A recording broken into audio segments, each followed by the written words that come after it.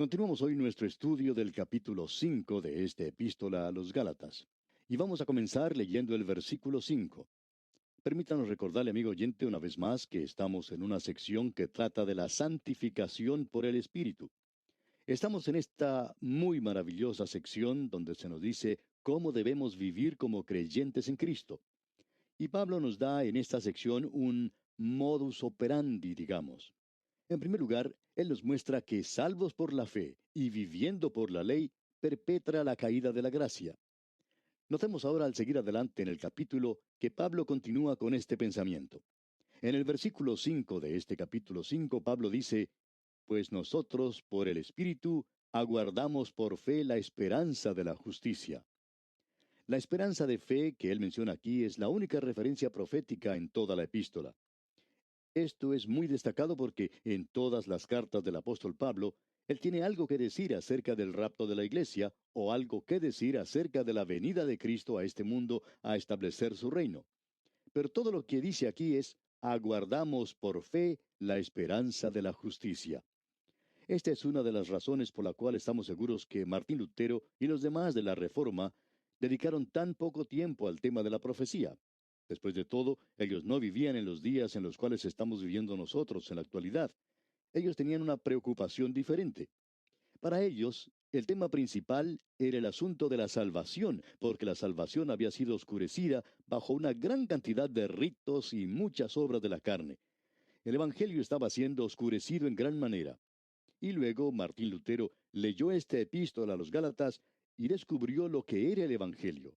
Cuando se levantó de sus rodillas, salió de ese lugar para ir al mundo a declarar el Evangelio de la gracia de Dios. Él quitó la oscuridad del oscurantismo cuando hizo eso, si se me permite la expresión.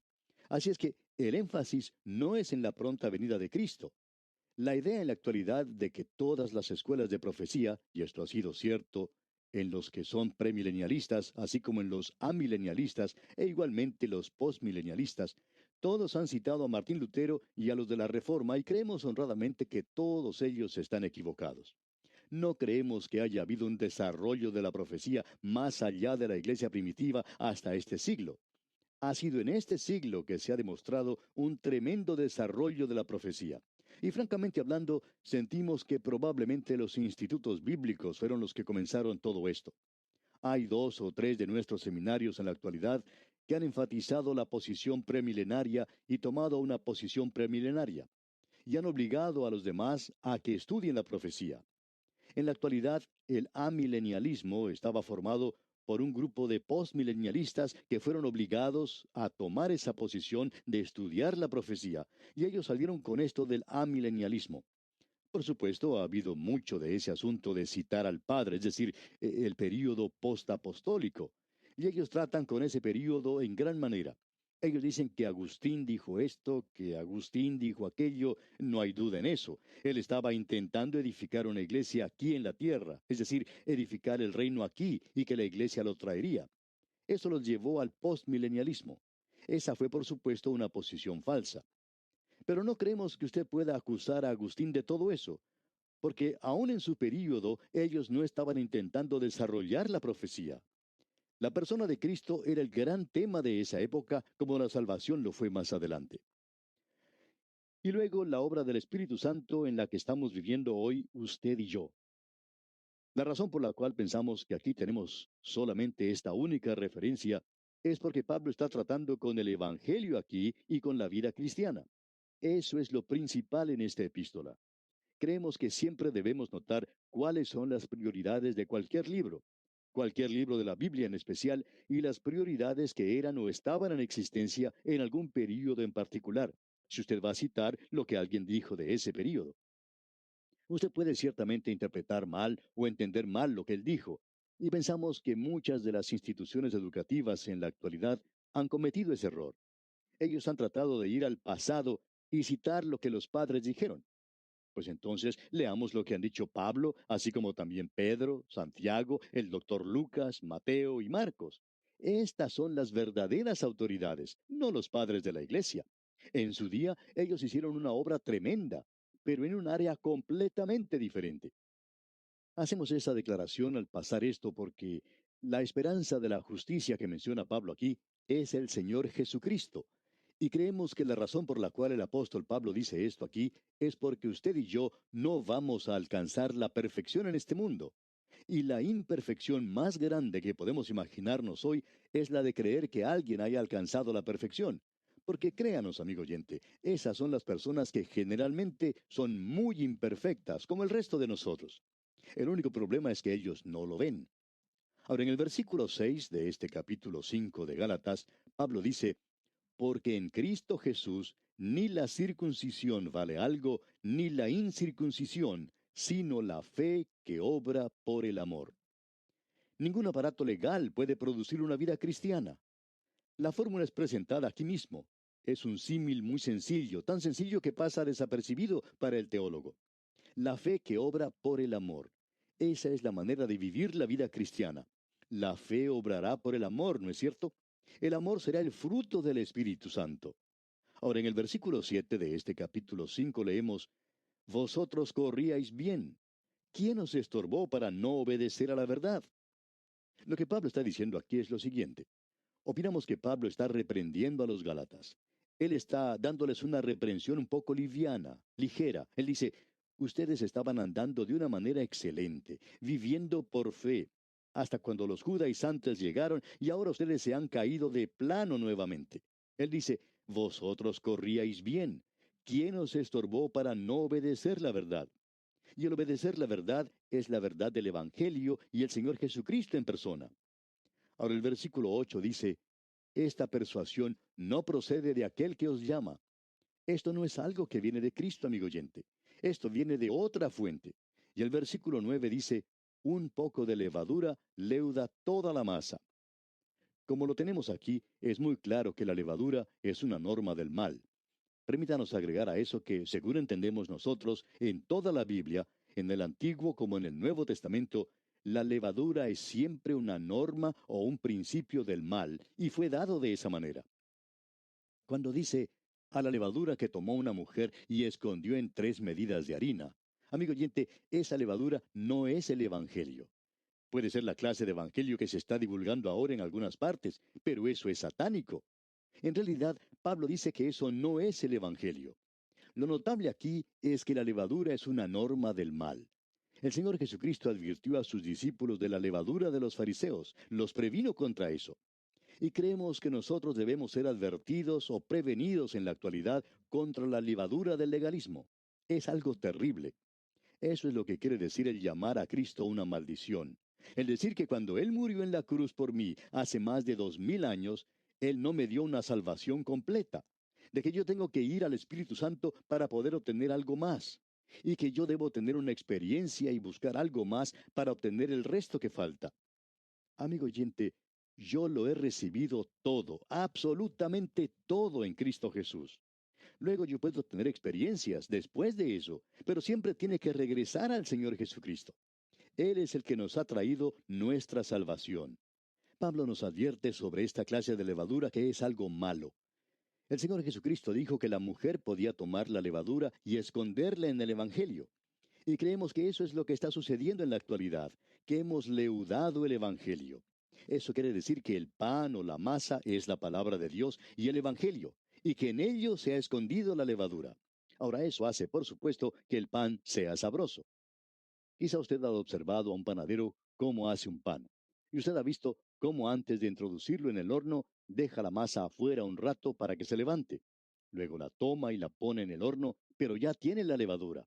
Y después saca las hogazas de pan y uno las toma y las saborea. Les pone un poco de mantequilla, un poco de miel o mermelada y... ¿No es cierto que no hay nada mejor que eso? Este es uno de los mejores postres que uno se pueda imaginar. Pues bien, usted puede apreciar entonces que hay mucha levadura que está siendo colocada en el Evangelio para hacerlo más sabroso para la gente. Porque el hombre natural gusta del pan leudado. Es muy sabroso para nosotros, pero se nos advierte que no hagamos eso. Veamos ahora el versículo 10. Yo confío respecto de vosotros en el Señor, que no pensaréis de otro modo, mas el que os perturba llevará la sentencia, quien quiera que sea. Pablo estaba creyendo que los Gálatas, en última instancia, iban a rechazar la enseñanza de los judaizantes. Él dice aquí que él tenía confianza en que ellos iban a ponerse de pie nuevamente y que iban a sacar su cabeza de entre las nubes y que iban a comenzar a regresar al Evangelio que había sido predicado antes a ellos. Usted puede ver que esto era una intrusión, que alguien había colocado esa levadura. Y en el versículo 11 leemos, Y yo, hermanos, si aún predico la circuncisión, ¿por qué padezco persecución todavía? En tal caso, se ha quitado el tropiezo de la cruz. Esto es algo importante de notar, amigo oyente. Él dice, si aún predico la circuncisión, ¿por qué padezco persecución todavía? El predicar algo para agregar al Evangelio lo hace aceptable. El Evangelio por sí mismo no es aceptable para el hombre natural. Hemos oído de gran cantidad de personas que dicen, y pensamos que este ha sido el gran valor de la radio, dicen que ellos nos pueden sintonizar. Ahora mismo, usted puede tomar el botón de su radio y terminar con este programa. Puede apagar su radio. Reconocemos eso, pero no vamos a recortar el mensaje porque sabemos algo más. Hay muchas personas que dicen, un momento, yo puedo apagar este receptor en cualquier momento si no me gusta lo que él está diciendo. Pero yo no puedo lograr mi salvación ya que mi religión no me ayuda para nada. Tengo ganas en realidad de darle un puñetazo en la nariz a ese señor. El doctor J. Vernon McGee, quien es el autor de estos estudios bíblicos, contaba que un hombre le dijo en cierta ocasión que él pertenecía a una religión y que comenzó a escuchar los programas. Y dijo que si él hubiera podido alcanzar al doctor McGee, le hubiera dado un buen puñetazo en la nariz. Este oyente refería que en el programa el doctor McGee insistía en afirmar que él era un pecador y que él era tan religioso como se podía ser. Es decir, que este hombre que escuchaba era tan pecador y tan religioso como se podía ser, que estaba en la iglesia prácticamente todos los días y que luego un día, a esto el doctor McGee le interrumpió y le dijo, bueno, ¿y por qué no apagó el receptor? Así se podía haber librado de nosotros. Pero este hombre contestó, bueno, yo quería oír lo que iban a decir más adelante, porque todo me parecía una locura. Bueno, amigo oyente, siga escuchando. Quizá el Espíritu de Dios pueda hacer también por usted lo que hizo por ese otro hombre. Él hará que el Señor Jesucristo llegue a ser algo real para usted. Cuando Él sea algo real y verdadero, como lo fue para este hombre, que cuando se acercó al Señor Jesucristo tuvo una conversión maravillosa. Debemos decir que el predicar el Evangelio en la actualidad antagoniza a la gente. Y Pablo dice, si yo le estoy agregando algo al Evangelio, ¿por qué padezco persecución todavía? Luego dice, en tal caso se ha quitado el tropiezo de la cruz. Ahora, ¿cuál es ese tropiezo de la cruz? No es un tropiezo intelectual, aunque tiene algo de eso. Tampoco es un tropiezo o una ofensa estética, aunque eso es para algunas personas. Lo que Pablo está diciendo aquí es que este tropiezo de la cruz hace que usted y yo lleguemos a ser como pordioseros. Nosotros tenemos que acercarnos a la puerta del cielo y aceptar una limosna. Esa es la única forma en que usted y yo, amigo oyente, podemos lograr nuestra salvación. Yo tuve que hacer lo mismo. Nada traigo en mi mano, solo a tu cruz me aferro. Y cuando usted se acerca de esta manera, usted es un pordiosero. Usted está en bancarrota. Usted no tiene nada que ofrecerle a Dios por su salvación. Y cuando se acerca de esa manera a Dios, usted puede ser salvo, completamente salvo. Ese es el tropiezo de la cruz. Un profesor en un seminario dijo en cierta ocasión algo muy sabio. Él dijo, jóvenes, no disminuyan para nada la sustancia del Evangelio. No lo cambien, porque el Evangelio tiene el tropiezo de la cruz. Hoy ustedes deben reconocer eso, pero no exageren el tropiezo, la ofensa. Y pensamos que hay oportunidades cuando, por la forma en que lo presentamos, nosotros nos hacemos ofensivos. Y cuando hacemos eso, entonces que Dios nos perdone por eso.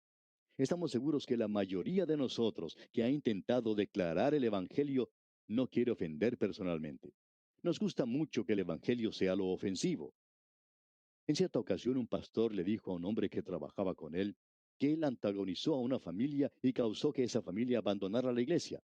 El pastor le dijo, yo soy quien puede antagonizar a la gente, pero usted no lo tiene que hacer. Yo quiero tener mucho cuidado y estar seguro que no soy yo personalmente quien antagoniza a la gente, sino que sea el Evangelio que yo predico. Y si algo los antagoniza, dejemos que sea esa cosa que antagoniza a la gente. Ni usted ni yo tampoco, sino el Evangelio.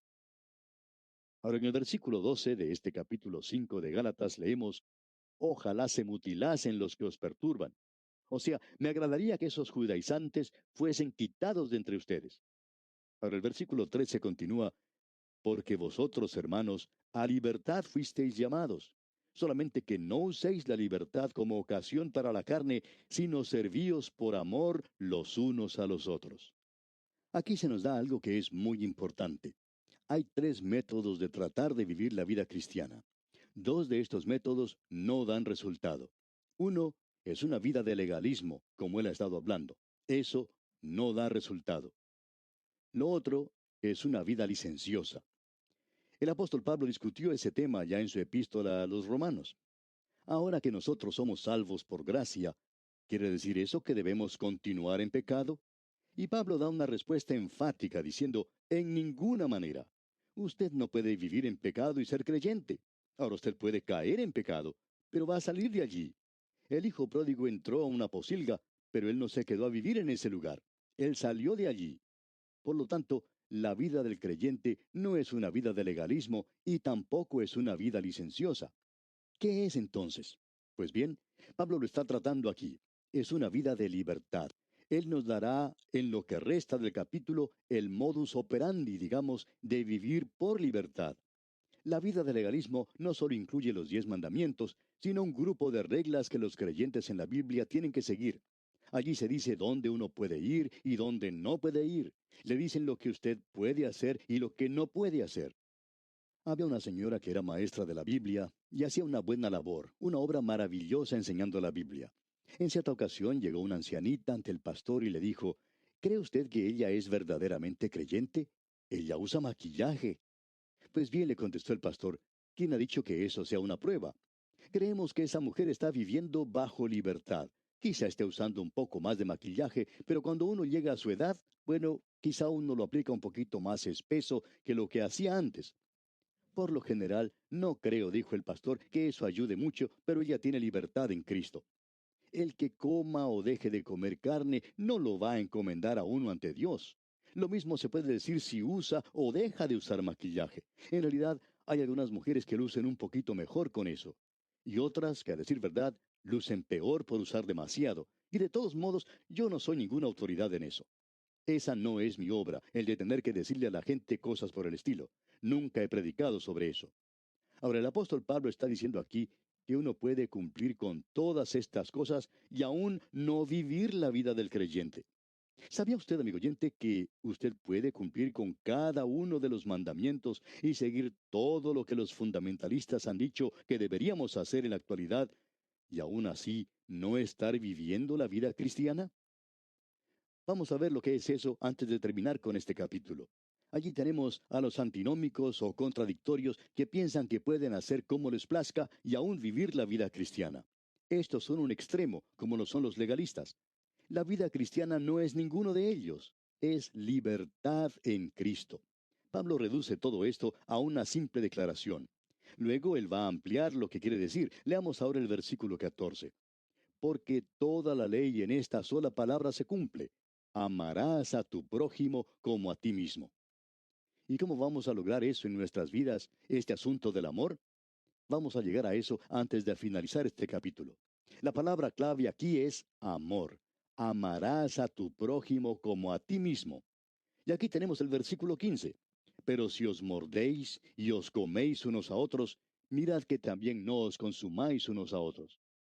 Siempre es un agrado predicar un sermón con este versículo, aunque nunca llegué a preparar un sermón así. Nunca lo prediqué y probablemente nunca lo haré. Pero tenemos un título para el sermón y aquí está. Pero si os mordéis y os coméis unos a otros, mirad que también no os consumáis unos a otros. Lo titularía Creyentes caníbales. Ellos comen, muerden y se devoran unos a otros. Usted sabe que eso es lo que sucede en muchas iglesias en la actualidad.